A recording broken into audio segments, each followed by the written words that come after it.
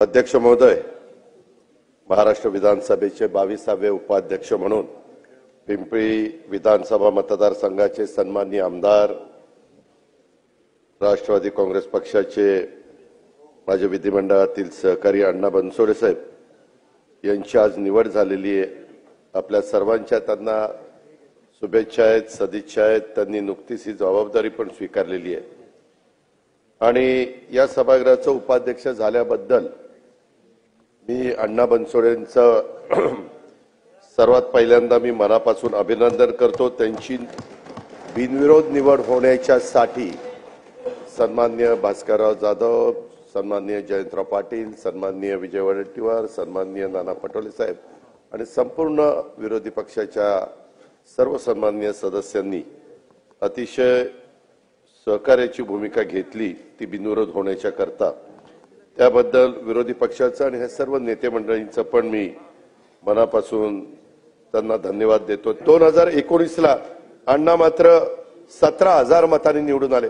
अध्यक्ष महोदय, त्याचाही एक किस्सा मला आठवतोय, मला तो सांगावासा वाटतो। 2019च्या विधानसभा निवडणुकीच्या सुरुवातीला पक्षाने अण्णाला उमेदवारी नाकारली। त्या शिलवंत का कुणाला तरी उमेदवारी, सुलक्षणा शिलवंत, त्यांना उमेदवारी दिली। मी गप्प बसलो। प्रांताध्यक्ष जयंतराव होते। जयंतराव म्हणलं अण्णाला कशाला कापलं, त्याला द्या राव। ते म्हणले दादा सगळेच काही माझ्या संमतीनं होत नाही। बरं म्हणलं हरकत नाही। त्याच्यानंतर एबी फॉर्म, माझा मतदारसंघ मोठा असल्यामुळं जिल्हा, मी पक्षाचा एक कार्यकर्ता होतो, परंतु जयंतरावांनी मला एबी फॉर्म 1-2 जास्त दिले। अध्यक्ष महोदय, मी रात्री 12ला निघालो। अण्णाला एक्सप्रेस हायवे संपतो ना तिथं 2 वाजता बोलवलं आणि त्याला म्हणलं हे एबी फॉर्म, आणि उद्या 11ला पहिला जा आणि एबी फॉर्म भरून राष्ट्रवादीचं तिकीट म्हणून तू भरून टाक। अण्णा म्हणलं असं? अहो ते जाहीर तर शिलवंतला झालं, तुला काय करायचं बाकीचा, तू फॉर्म भर। फॉर्म भरायला लावला।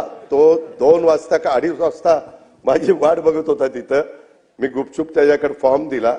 जयंतरावला म्हणलं जयंतराव जरा वेगळं केलंय, फक्त तुमची संमती द्या। काय केलं असेल तर ते आई संमती, पण माझं नाव सांगू नका। बरं नाही म्हणजे सांगतो।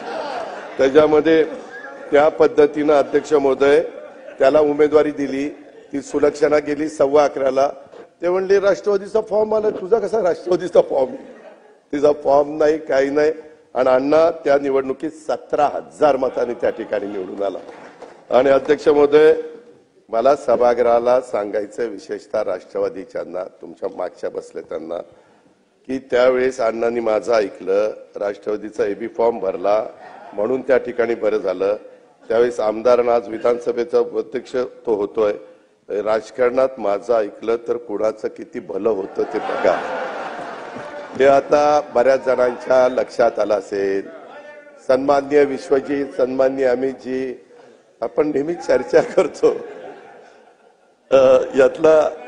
यातला गमतीचा भाग जाऊ द्या, परंतु अण्णा बद्दल सांगायच्या अनेक गोष्टी आहेत। अध्यक्ष महोदय, वेळ पण झालेला आहे, परंतु एक गोष्ट मी आज जरूर सभागृहाला सांगेन। करोनाचा काळ होता, आम्ही सगळेजण काम करत होतो आणि करोनाच्या काळामध्ये आमदारांना आम्ही आवाहन केलेलं होतं की तुम्ही पण करोनाची लस ही लवकर काही पुढे आलेली नव्हती आणि नागरिकांना लस तर द्यायची होती। आणि त्यावेळेस स्थानिक स्वराज्य संस्थेतनं, म्हणजे त्याचा आमदार स्थानिक विकास निधीतनं अण्णांनी त्यावेळेस 25 लाख रुपये हे ताबडतोब दिले आणि कलेक्टरला सांगितलं पहिली 25 लाख रुपये घ्या माझे आणि माझ्या झोपडपट्टीमध्ये लसीकरणाचं काम त्या ठिकाणी सुरू करा। आणि मी त्यावेळेस नियोजन खात्याचा मंत्री होतो, मी पण विशेष बाब म्हणून त्याला मान्यता दिली।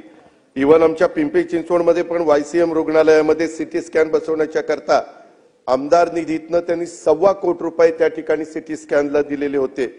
लोकप्रतिनिधींनी ही गोष्ट लक्षात ठेवा की अशा काही गोष्टी असतात की आपल्याला मिळालेला निधी कशा पद्धतीनं तो सत्कारणी लावता येईल। सभागृहातल्या अनेक सदस्यांना अण्णांच्या बद्दल बोलायचं आहे, जी मला जाणीव आहे, त्यांना शुभेच्छा द्यायच्यात। त्यामुळे मी अधिक न बोलता माझ्या प्रत्येक पिंपरी चिंचवडवासियांना आनंद देणारा आजचा हा पदग्रहण सोहळा आहे। पिंपरी चिंचवड शहराचे आमदार, कर्तव्यदक्ष लोकप्रतिनिधी, राष्ट्रवादी काँग्रेस पक्षाचे नेते, माझे सहकारी सन्माननीय अण्णा बनसोडेंनी महाराष्ट्राच्या विधानसभेमध्ये उपाध्यक्षपदाची सूत्र आज स्वीकारलेली आहेत. मी त्यांच्या ह्या नवीन इनिंगला मनापासून शुभेच्छा देतो. त्यांच्या अभिनंदनाच्या ठरावाच्या करता चर्चेची संधी आपण दिली त्याबद्दल अध्यक्ष महोदय आपले पण आभार मानतो. परंतु अध्यक्ष महोदय मला आपल्या मार्फत उपाध्यक्षांना सांगायचं, इथं सभागृह ज्यावेळेस सुरू होतं त्याच्या आधी 5-10 मिनिटं येऊन थांबावं लागतं आणि सभागृह संपेपर्यंत थांबावं लागतं. आता काही बदल आपल्याला करावे लागतील.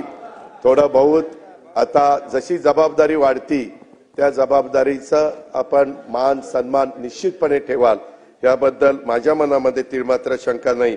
पण मी पुन्हा एकदा नवनिर्वाचित उपाध्यक्ष अण्णा बनसोडे साहेबांचं अभिनंदन करतो, त्यांच्या कुटुंबियांचं, त्यांच्या कार्यकर्त्यांना, त्यांना विधानसभेमध्ये पाठवणाऱ्या तमाम तिथल्या मतदार बंधू भगिनींचं आणि माझ्या समस्त पिंपरी चिंचवडकरांचं देखील मी अभिनंदन करतो.